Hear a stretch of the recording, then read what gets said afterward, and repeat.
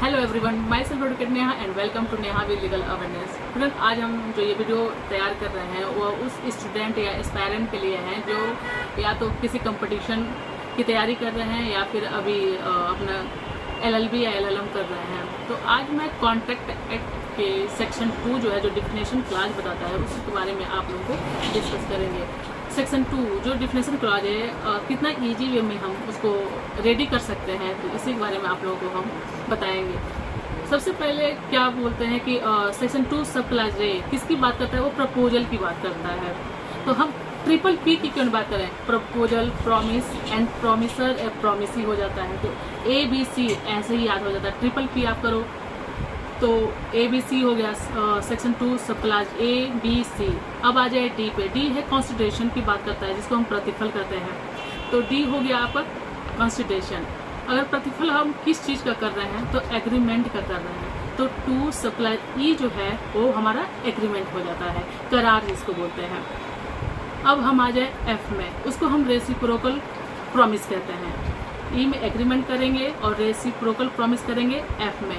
अब हम उसके बाद क्या होता है? Wide G, section 2 sub clause G में वाइड की बात करते हैं। और इसके बाद आ जाता है H, जिसमें हम कॉन्ट्रैक्ट करते हैं, जिसको हम संविदा कहते हैं कि an agreement is enforceable by law is a contract. तो इसको हम 2H में कॉन्ट्रैक्ट को डिफाइन किया गया है।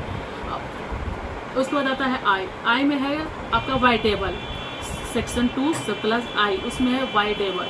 तो वाइडेबल क्या होता है? शून्यकरणी होता है कि किसी भी एक पक्षकार के विकल्प पे हम उस कॉन्ट्रैक्ट को आप शून्य कर सकते हैं, इसको हम शून्यकरणी या वाइडेबल कहते हैं। और चाहे J, हाँ J तो आपका वो है सीज की बात करता है। ये क्वेश्चन मोस्टली पूछता नहीं है, बस हम उसमें अब इम्पोर्टेंट कौन कौन सा सब सेक्शन है वो आप लोग ध्यान से सुनिए।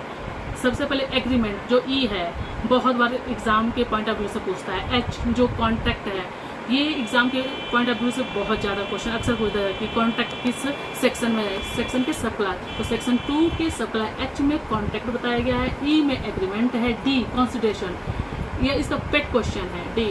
तो यह सारे क्वेश्चन आप लोग अच्छे से रेडी कर लो, तो आपका शायद क्वेश्चन बन सकता है। तो हमारा वीडियो आपको कैसा लगा हमारे कमेंट सेक्शन में मेंशन करें और इस वीडियो को ज़्यादा से ज़्यादा लाइक और ज़्यादा से ज़्यादा सब्सक्राइब करें। Thank you.